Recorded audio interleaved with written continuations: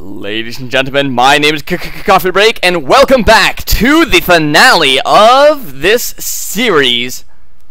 We are going to be having Millennium Forge, who is spawning on the left-hand side here on Metropolis, who tied up the series 1-1 in our previous game, facing off against none other than President Protoss SKMC, who is spawning as our red Protoss at the 3 o'clock position.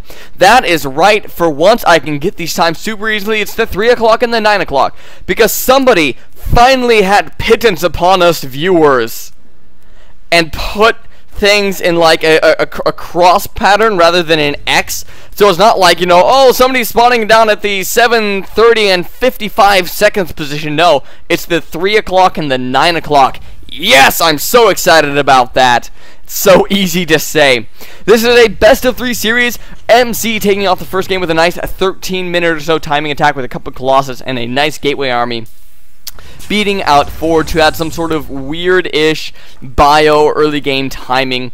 And in game number 2, Forge just kind of said, well, I want to try something a little bit old school, a little bit old style. Made a barracks, a factory with a reactor, and a starport, and dropped 4 Hellions into his opponent's base.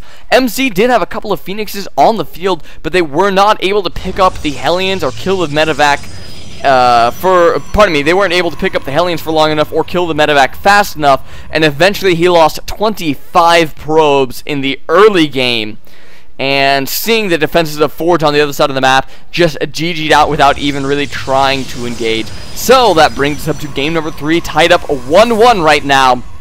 Will be very interesting to see what both these players decide to do. I'm excited about that, and already we see a little bit of shenanigan play coming out of Forge, hiding a barracks down here near this expansion.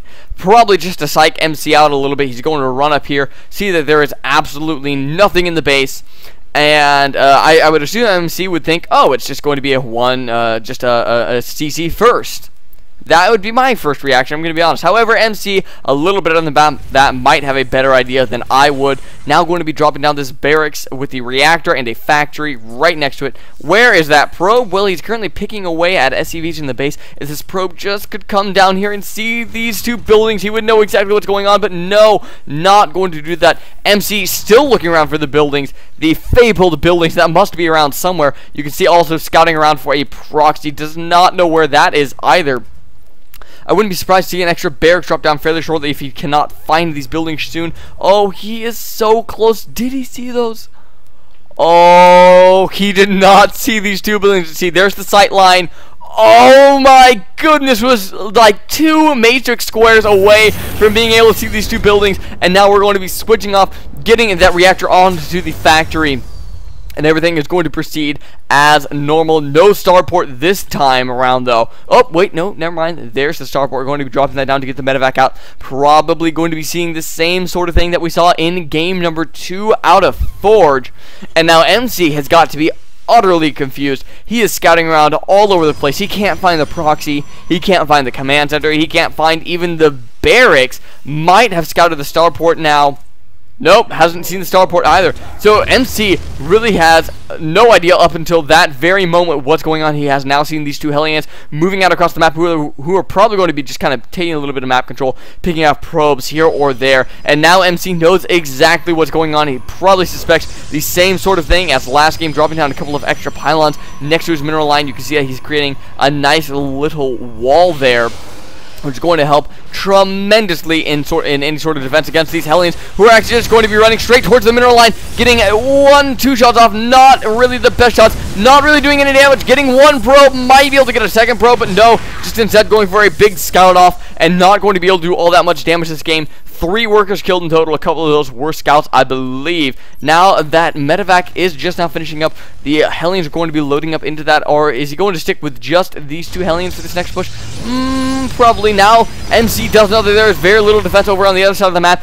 for Forge. No Marines, no Runners. Going to be dropping a pylon in his opponent's base. Does have 3 warp gates ready to warp in on demand. Now it's going to be interesting to see, will MC go ahead and go through with some great aggression here? Might be able to pick up this medevac. No, just going to run those targets right by it. Going to be moving up into the main base. It's going to be kind of a tense moment here for a little bit here. Only a single Marine and a Alien back to defend for Forge, pulling a lot of SCVs off the line. This pylon has finished now in the main base, but that's going to get taken out by the SCVs. Now the Stalker's going to be engaging these SCVs, running back down the ramp. Can't quite contend with this bunker with the mass repair on it. Where is that medevac? Well, is now in the main base, dropping off the Hellions to go ahead and get into that mineral line. There is a little bit of defense here. What are they going to be targeting? Are they just going to be going straight for the probes? Yes, indeed, they are going to be getting a fairly nice positioning. How many probes will die right here, right now? Well, it looks like 6 or 7 so far. 12 total at this point in time, getting up to 14 before those Hellions are finally cleaned up,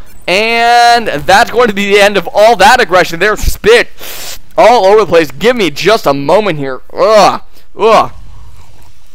Drink some water to replenish all that excitement. That was pure excitement coming out of my mouth right there. And now MC has a terrifying force coming out across the map. Has so many shockers. Already has the forward pylon in place. A couple of zealots and a sentry being warped in as well. Might want another sentry or two just to be able to force field off against the mass repair. One Hellion might get picked off here. Really cannot afford to lose any extra units. Might lose that sentry though, and that would be a very big deal. But no, going to pull that back right in the nick of time. One Banshee is coming onto the field. However, there is no Banshee cloaking right now, and now he needs to get the surround on this bunker. One force field doesn't go down, and the bunker falls. What does Forge have left to defend with? Well, a ton of SCVs, but that is not all that effective versus this massive gateway army. We can see so many of those SCVs going down, going into the cinematic view just for the final moments here. And that is probably going to be game for Forge. It is a 39-14 supply. The sentry finally does go down. However, I believe there might be a Banshee somewhere on the field. There it is, over on the other side of the map. Never got a chance to go ahead and utilize that. And that is going to be GG for Forge, who is going to win this game. Somebody's still in this game because that timer is still clicking. There we go. That's going to be game for Forge. MC going to win that series in the IEM 2-1 versus Terran opponent. All of them very, very short games, coincidentally. And I hate to say it, I did say this at the beginning of the first game. That is what you get when you have MC. A lot of the time it's just very, very quick games. However, not necessarily MC's fault, as Forge did go for a very aggressive opening twice. Games number 2 and 3, getting those Hellions and the medevac. Ladies and gentlemen, thank you for joining me here on the CoffeeCast. If you have not already, please hit that subscribe button that is on your screen there, and leave a comment below if you have a couple of seconds, and constructive criticism, just talking about the game. I will do my best to get back to you. I love getting the comments. Actually, it's one of those little things that makes my day, pulling on my phone, seeing I have an email and going, oh, I have a new comment, and then I'll go back and try to respond as quickly as I can. Yes. One last thing I'd like to mention before I log off here: the HESPA tournament. That is the Heartland Esports Association tournament. The online round, I believe, is September 6th through the 9th, and Sleeper Cells and I are going to be co-casting that live. I should say dual casting. We're going to be dual casting that live starting at 6 p.m. Central Standard Time. And for those of you who don't know, we did cast a live event for them back in April. It was a ton of fun. We both wholeheartedly support HESPA, and I hope that you guys will join us there. And I can't remember exactly, I don't actually know what channel that's going to be on, but I will have details on the Facebook page. Woo! Go to Facebook, type in Coffee Break, and like me there. I am out of details to give you guys.